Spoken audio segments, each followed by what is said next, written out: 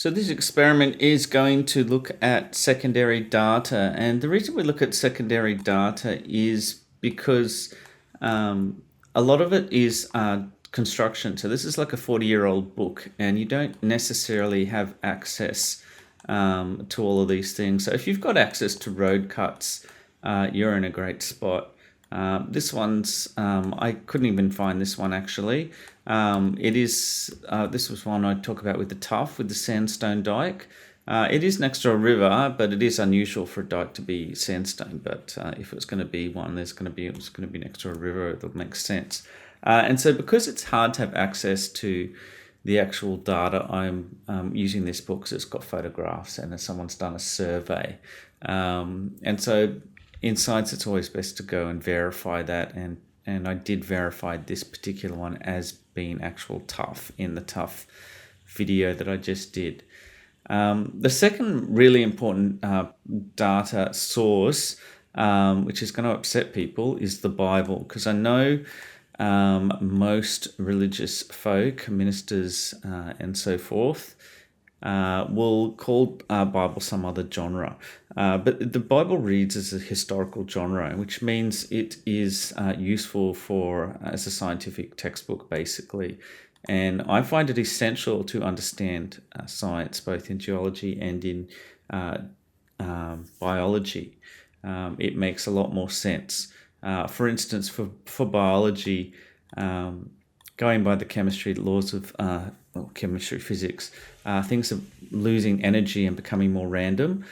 So you see that there is a decrease in, even though there's an increasing number of species, the genetic diversity is decreasing. So we're getting worse. The scientific evidence shows we're getting more diseases, not less, and our DNA is increasing in errors.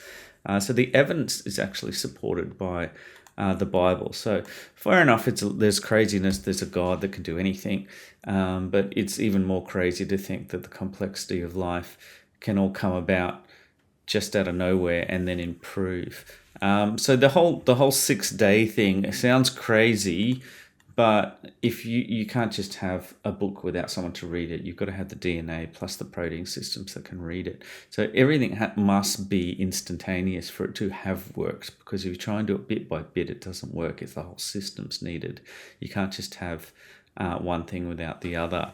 And that fits the evidence. As crazy as it sounds, the scientific evidence fits a non-evolution, the opposite of evolution, which is de-evolution. And same with this geology. Now, I'm not going to I'm still going to use their data. Just because they say it's millions of years old doesn't mean they haven't mapped it out and possibly got it in some order over a quick time period. And so with the Bible, there's I'm just looking at it simply. There looks to be a massive global catastrophic sedimentary event. That's Noah's flood, and then Peleg, a global catastrophic igneous event. And I'm just looking at the local setting, but you can go have a look at your local area, whichever part of the world you're in, and you should probably see the same thing. So the first big thing is extrapolation. Okay, so the problem with these huge years and huge dates is they've assumed that because things are happening as they are now, that's how they've always happened. And I think it's Peter, it even says in the Bible that we don't extrapolate. And so I'll just cut now to an example of why we don't extrapolate.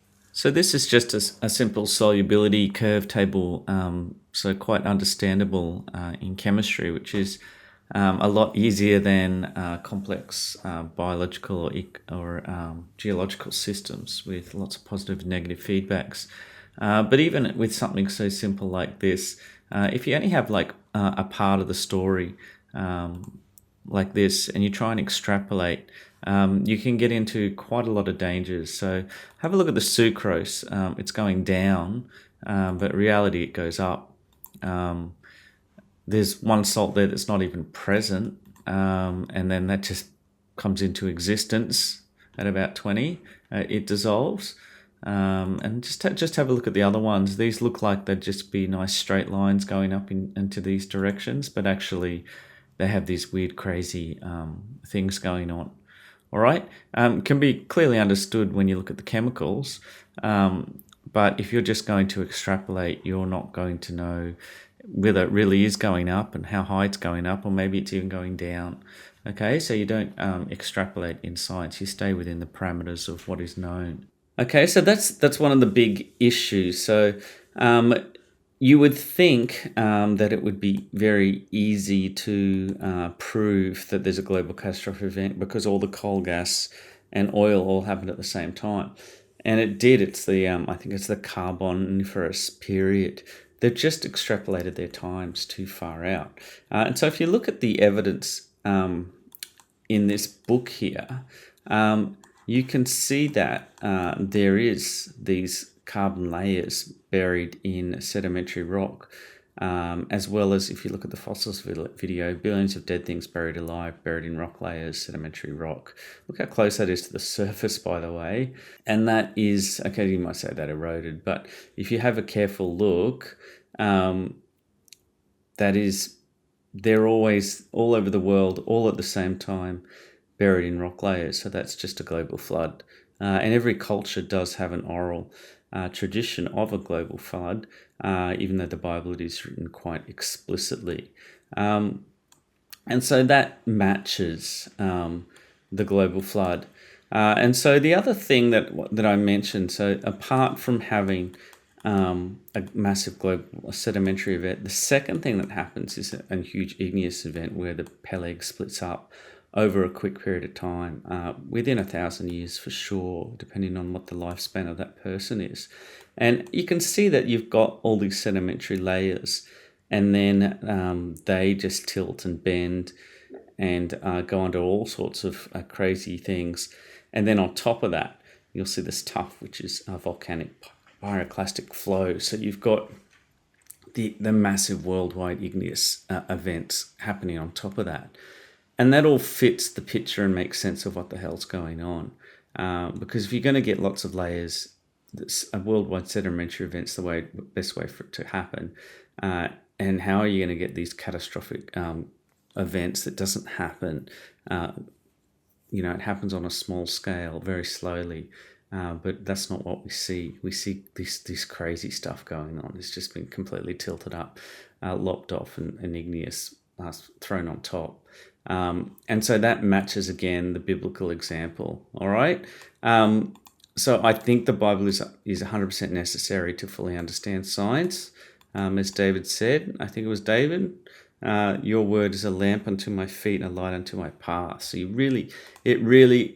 need it. Otherwise science doesn't make sense. All right. A lot of it doesn't make sense. Okay. So I hope that's helpful. That's how I understand the global situation as far as the sedimentary and igneous rocks. You have a look at your local setting. This one's just for Brisbane, and I'm pretty confident you'll see exactly the same thing no matter where you are in the world. I know that's the case because they've already reported that the carbon's all formed at the same time and it's in between sedimentary rock. All right. And endless textbooks have these sedimentary layers doing all sorts of crazy stuff. All right, which doesn't happen slowly.